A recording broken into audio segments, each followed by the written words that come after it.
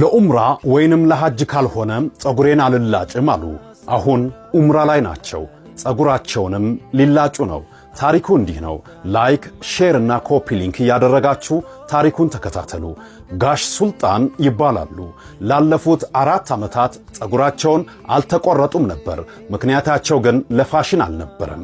የአላህን ቤት ካልጎበኘው ለኡምራ ወይንም ለሐጅ ካልሆነ ጸጉሬን አልነካውም የሚል ከባድ ቃል ኪዳን ከአላህ ጋር ስለተጋቡ እንጂ።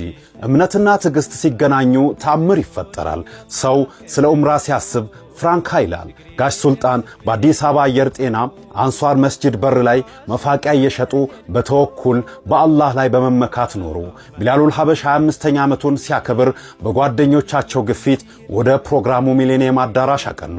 ገና ከበሩ ሲገቡ ነፃ የኡምራ ዕጣ አለ ሲባሉ ይህማ ለኔ ነው ኢንሻአላህ አሉ።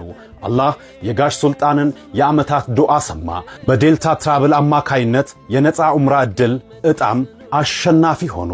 ዛሬ ጋሽ ሱልጣን መካ ናቸው።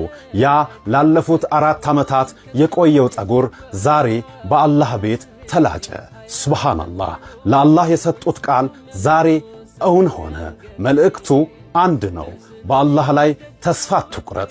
የልብህን መሻት ለሱ ንገረው፣ እሱም ላይ ተመካ።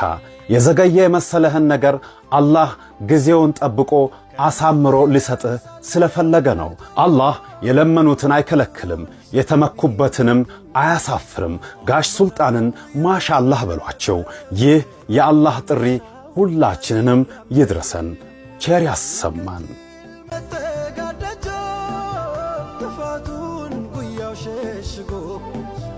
እንደምን ከበሮ ይድረስ ተሳስሮ